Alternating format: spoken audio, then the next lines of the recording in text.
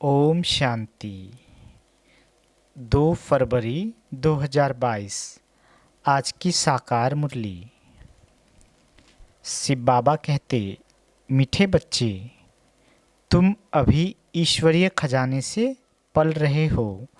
तुम्हारा कर्तव्य है ज्ञान का खजाना बांटकर सबका कल्याण करना। आज का प्रश्न, माया की ग्रहचारी आने से बच्चे कौन सा वंडरफुल खेल करते हैं? उत्तर, बाबा कहते, जब ग्रहचारी आती है तो ऐसे ऊंचे ते ऊंचे बाप, टीचर और सतगुरु तीनों को ही भूल जाते हैं। वंडर है जो अच्छे अच्छे निश्चय बुद्धि बच्चे भी कहते हम नहीं मानते। आश्चर्यवंत सुनंती कथनती भगंती हो जाती हैं। आज मम्मा बाबा कहते कल गुम हो जाते, पता ही नहीं चलता, लेकिन बाबा कहते फिर भी सब आएंगे, क्योंकि सबको शरणागति तो एक बाप के पास ही मिलनी है। आज का गीत, ओम नमो शिवाय, ओम शांति। बाबा कहते, ये गीत तो बच्चे समय प्रति समय सुनते भी हैं और अपने पारलौकिक परमपिता परमात्मा को याद भी करते हैं। याद हमेशा उनको किया जाता है जिससे कुछ न कुछ सुख मिलता है। बनारस में शिव के मंदिर हैं, वहाँ पहुँच जाते हैं और निराकार बाप को याद करते हैं। जैसे लक्ष्मी नारायण को सब याद करते हैं, क्योंकि उनके राज्य में सुख था, तभी राजा रानी की महिमा निकलती है। सारी दुनिया याद करती है, ओ गॉड फादर। वह एक ही वर्ल्ड का फादर है और कोई तो वर्ल्ड का फादर नहीं है। वर्ल्ड का फादर है निराकार गॉड। उस एक को ही अवतार अर्थात रीइनकार्नेशन भी कहते हैं। वह एक ही बाप है जिसको अपना सूक्ष्म व स्थूल शरीर नहीं है। ब्रह्मा विष्णु शंकर को भी सूक्ष्म शरीर है, उनको भी अवतार नहीं कहेंगे। अवतार अक्षर बहुत ऊंचा है। वह सबका बाप, सबको सुख देने वाला पतित पावन है। सर्व मनुष्य आत्माएं जो भी आती है वह पहले सतो प्रधान फिर सतो रजो तमो में आती है। उनको पतित दुखी होना ही है। पुनर्जन्म सब लेते हैं ना। ब्रह्मा को भी मनुष्य कहा जाता, विष्णु के 2 रूप लक्ष्मी नारायण को भी मनुष्य कहा जाता, तो उन्हों को भी हम अवतार नहीं कह सकते। अवतार तो सिर्फ एक ही है। बाप आते ही हैं बच्चों को वर्षा देने, आते भी तब है जब सारी दुनिया पतित हो जाती है। जो भी मनुष्य मात्र है सब गॉड फादर की रचना है। भिन्न नाम रूप से सब गॉड फादर जरूर कहते हैं। हद के आत्मा की बुद्धि उस बाप को याद करती है, ऐसे नहीं ब्रह्मा विष्णु शंकर को याद करते हैं। ब्रह्मा विष्णु शंकर को बाप नहीं कहेंगे, बाप तो एक क्रिएटर को ही कहेंगे। जब संगम युग होता है, सभी मनुष्य पतित हो जाते हैं, तब बाप अवतार लेते हैं। कल्प के संगम युग पर कलयुग को सतयुग बनाने क्रिएटर है ना दिखाते हैं। ब्रह्मा द्वारा स्थापना कराते हैं, शंकर द्वारा विनाश, विष्णु द्वारा पालना कराते हैं। आते भी हैं भारत में। शिवरात्रि भी भारत में ही मनाई जाती है, परंतु जानते नहीं कि शिव का नाम रूप देश काल क्या है। बाप कहते हैं, मुझे न जान सर्वव्यापी कह देते हैं, मेरी बहुत गलानी कर देते हैं, जिस कारण भारतवासी बिल्कुल ही पतित हो गए हैं। जब भारत में सब पतित आत्माएं बन जाती है, तब फिर मैं आता हूँ। कलयुग में कोई भी पुण्य आत्मा पवित्र आत्मा नहीं हो सकती।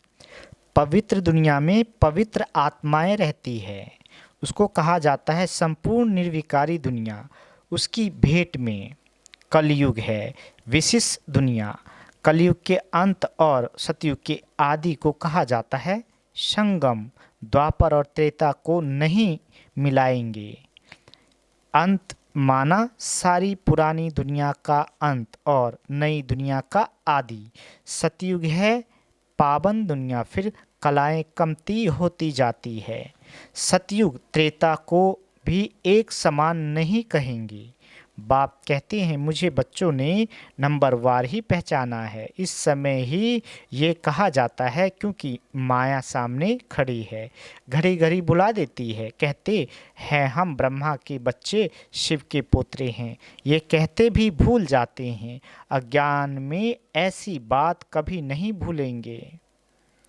बाबा कहते यहाँ सामने कह देते हैं कि हम ब्रह्मा के बच्चे नहीं हैं। एकदम भूल जाते हैं, इतना भूल जाते हैं जो फिर कभी याद भी नहीं करते हैं। ये एक बड़ा वंडर है। भारतवासी ये भी जानते हैं कि स्वर्ग बनाने वाला परमपिता परमात्मा है और नरक बनाने वाला माया रावण है। फिर दोनों की बातें भूल जाते हैं। न बाप को जानते न रावण को जानते। शिव को पूजते हैं और रावण को जलाते हैं। परंतु वंडर ये है जिन्हों को पूजते हैं उनके ऑक्यूपेशन बायोग्राफी का पता नहीं और रावण जिसको जलाते हैं उनका भी पता नहीं कि रावण क्या चीज़ है। मनुष्य मात्र यथा राजा रानी तथा प्रजा, उसमें सब आ जाते हैं। सब तुच्छ बुद्धि है। बाप समझाते हैं और जो धर्म स्थापन करने आते हैं उनको रीइनकार्नेशन नहीं कहेंगे। अवतरण एक बाप का ही होता है भारत में, परंतु भारतवासी खुद ही भूल जाते हैं। भल परमपिता परमात्मा की पूजा करते हैं परंतु वह कब आया, क्या किया, कुछ भी जानते नहीं।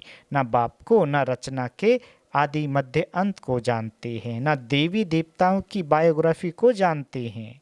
बाबा कहते इसलिए ही दुखी हैं।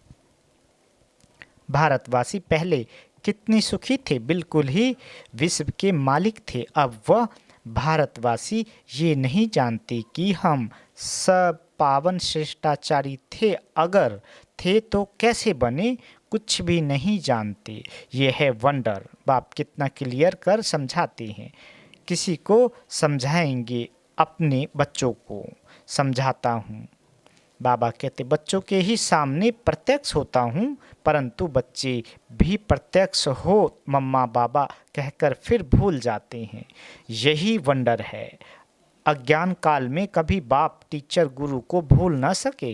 यहाँ ये पारलौकिक बाप जो इतना बड़ा है, जो सब कुछ दूर करते हैं, उनको भूल जाते हैं। तब कहा जाता है आश्चर्यवंत सुनंती कथंती ओहो मम माया, तुम कितनी प्रबल हो। बेहद बाप के बनंती टीचर समझ उनसे पढ़ते हुए पतित पावन सतगुरु पक्का समझते हुए फिर तीनों को ही भूल जाते हैं।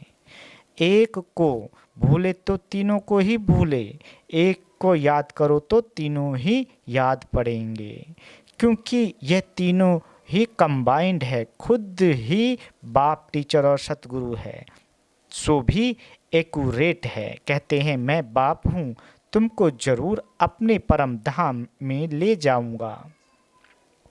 मैं तुम्हारा शिक्षक हूँ, पढ़ाकर तुमको जरूर राजाओं का राजा बनाऊंगा। मैं सतगुरु हूँ, तुम बच्चों को नंबरवार पुरुषार्थ अनुसार सबको वापस जरूर ले जाऊंगा। ये गारंटी करते हैं। ऐसे बाप को भी चलते चलते भूल जाते हैं। माया की ग्रहचारी ऐसी है जो आज कहेंगे बाबा, कल कहेंगे हमको संशय पड़ता है। ऐसे ही होता रहता है। हाँ, कोई तो फिर अंत में आकर वर्षा लेंगे, ग्रहचारी उतरेगी तो आ जाएंगे। ऐसे ड्रामा में नूंद है, विनाश तो होना ही है। फिर किसकी शरण लेंगे? सबका सदगति दाता तो एक ही है, सबको शरण में लेने वाला भी है। सब आकर माथा झुकाने वाले हैं, परंतु उस समय क्या कर सकेंगे? फिर ऐसा होगा तो इतनी भीड़ इकट्ठी आ ना सके। यह खेल ही बड़ा वंडरफुल बना हुआ है। बाबा कहते इतनी भीड़ आकर क्या करेगी? फिर शीघ्र ही विनाश सामने आ जाएगा। हाँ, आवाज़ सुनेंगे कि बाप कहते हैं मुझे याद करो, अब वापस जाना है, बाकी मिलने से क्या फ़ायदा। बाबा डायरेक्शन देते हैं कि भल कोई विलायत में है तो भी बाप को याद करते रहो तो विक्रम विनाश होंगे, अंत मतिसो गति हो जाएगी। सबको पैगाम तो मिलना ही है। एक जगह पर इतने थोड़े ही मिल सकेंगे, परंतु ड्रामा बड़ा वंडरफुल बना हुआ है। सबको पता पड़ेगा कि फादर आया हुआ है। क्रिश्चियन सब थोड़े ही पोप से मिलते हैं, सब पहुंच ना सके। ये भी सबको अंत में पता पड़ेगा कि बाप आया है, सबको लिबरेट कर ले जाएंगे। कितना बड़ा विनाश होना है। रुद्रमाला कितनी जबरदस्त है, उनकी भेंट में विष्णु की माला कितनी छोटी है। यूं तो कहें कि यह सारी माला विष्णु की है। पहला पहला तो विष्णु ठहरा ना, ह्यूमैनिटी का ग्रेट ग्रेट ग्रैंडफादर ब्रह्मा ही ठहरा। ब्रह्मा ही फिर विष्णु बनते हैं। विष्णु के दो रूप हैं, लक्ष्मी नारायण, फर्क कुछ भी नहीं। ये बड़ी वंडरफुल बातें हैं, इसको सिमरन करते रहो तो खुशी भी रहे। बाबा ने समझाया है रीइंकारनेशन सिर्फ एक को ही कहा जाता है, क्योंकि उनको अपना शरीर नहीं है और सबको अपना अपना शरीर है। बाबा को तो शरीर का लोन लेना पड़े, औरों को तो अपना अपना शरीर है। लोन लेने वाली चीज़ दूसरे की होती है। कोई भी आत्मा थोड़े ही कहेगी कि हम लोन लेते हैं, आत्मा तो कहती है मेरा शरीर है। शिव बाबा तो कह ना सके कि ये मेरा शरीर है। वह सिर्फ आधार लेते हैं, बच्चों को नॉलेज देने और योग सिखलाने। बच्चे भी जानते हैं कि बाबा ने आधार लिया है, फिर भी घड़ी घड़ी भूल जाते हैं। देह अभिमानी बनते हैं तो वह रिगार्ड गुम हो जाता है। नहीं तो बाबा क्या चीज़ है, अगर जाने तो उनके फरमान पर जरूर चले। कदम कदम श्रीमत लेनी पड़े, परंतु माया भुला देती है। कभी श्रीमत पर कभी आसुरी मत पर चल पड़ते हैं। कभी वह तरफ भारी वह हल्का, कभी उनकी मत पर कभी उनकी मत पर। एक ही शिव बाबा की श्रीमत पर चलते रहे तो ठीक, ऊपर भी चढ़ते रहे, परंतु अपनी मत पर भी चल पड़ते हैं। बाप जो डायरेक्शन आदि देते हैं उनको अमल में जरूर लाना पड़े।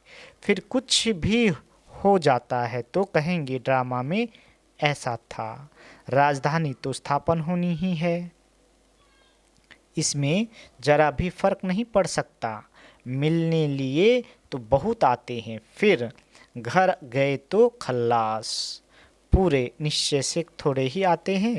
बाबा कहती कोई को 5% निश्चय है तो कोई को 15%। अज्ञान काल में जब पता लग जाता है कि ये मेरा चाचा है, मामा है, तो फिर संशय थोड़े ही पड़ता है। यहाँ तो माया संशय में लाकर गिरा देती है। गोया निश्चय बैठा ही नहीं है, निश्चय बैठे बैठे भी फिर गुम हो जाते हैं। वंडर है ना। ये एक ही बाप टीचर सतगुरु है। हर एक नंबरवार पुरुषार्थ अनुसार कल्प पहले मुआफिक उठाते हैं। कल्प पहले जिसने जितना वर्षा लिया है, हर एक की वही एक्ट चल रही है। इस समय हम ब्राह्मणों की माला नहीं बन सकती, क्योंकि ग्रहचारी आती रहती है तो टूट पड़ते हैं। फिर प्रजा की माला में आ जाते हैं। प्रजा में भी कब कैसे माला है, तो जरूर रुद्र माला और विष्णु की माला वह है। रूहानी माला वह है जिस्मानी माला। इसको समझने की बड़ी अच्छी विशाल और स्वच्छ बुद्धि चाहिए। वफादार फरमानदार चाहिए जो श्रीमत पर पूरा ध्यान देता रहे। शिव बाबा की कितनी बड़ी सर्विस है। कहते हैं पतित पावन आओ बाबा पावन दुनिया स्थापन करते हैं, वही फिर पतित बनते हैं, फिर उनको ही पावन बनाने बाप को आना पड़ता है। कितना वंडरफुल पार्ट बजता है इस समय। इसलिए बलिहारी इस समय परमपिता परमात्मा के पाठ बजाने की है। नंबर 1 यादगार है ही एक का, जो सब कुछ करते हैं उनकी ही जयंती मनाते हैं। जिसको बनाते हैं उनकी कितनी महिमा है। बाकी इस समय जो भी मनुष्य मात्र है सब पतित भ्रष्टाचारी है। सतयुग में थे श्रेष्ठाचारी परिस्तानी, कितना रात दिन का फर्क है। अभी हम शिव बाबा से वर्षा ले रहे हैं। अब हमको क्या मनाना है? मनाना होता है भक्ति मार्ग में। इस समय श्रीमत पर तुमको खूब पुरुषार्थ करना है, सर्विस करनी है। ये प्रदर्शनी पर समझाने की रस्म बड़ी अच्छी निकली है। ईश्वरीय सर्विस पर बच्चों को पूरा ध्यान देना है। जो ईश्वरीय खजाने से पलते हैं उनको तो पूरी सर्विस करनी है, जो जल्दी जल्दी मनुष्यों का कल्याण हो जाए। अच्छा, मीठे मीठे सिकेले दे बच्चों प्रति माता पिता बाप दादा का याद प्यार और गुड मॉर्निंग। रूहानी बाप की रूहानी बच्चों को नमस्ते। हम रूहानी बच्चों की रूहानी माता पिता बाप दादा को याद प्यार गुड मॉर्निंग और नमस्ते मीठे बाबा नमस्ते। धारणा के लिए मुख्य सार। पहला, चढ़ती कला में जाने के लिए कदम कदम श्रीमत पर चलना है। बाप को यथार्थ पहचान कर देही अभिमानी बन पूरा रिगार्ड रखना है। दूसरा, ईश्वरीय सर्विस पर पूरा ध्यान देना है। याद से बुद्धि को स्वच्छ और विशाल बनाना है। बाबा वरदान देते, नॉलेज की लाइट और माइट द्वारा सोल कॉन्शियस रहने वाले स्मृति स्वरूप भव। बाबा कहते, आपका अनादि रूप निराकार ज्योति स्वरूप आत्मा है और आदि स्वरूप है देव आत्मा। दोनों स्वरूप सदा स्मृति में तब रहेंगे जब नॉलेज की लाइट माइट के आधार से सोल कॉन्शियस स्थिति में रहने का अभ्यास होगा। ब्राह्मण बनना अर्थात नॉलेज की लाइट माइट के स्मृति स्वरूप बनना। जो स्मृति स्वरूप है वह स्वयं भी संतुष्ट रहते और दूसरों को भी संतुष्ट करते हैं। आज का स्लोगन, साधारणता में महानता का अनुभव करना ही महान आत्मा बनना है। अच्छा, ओम शांति।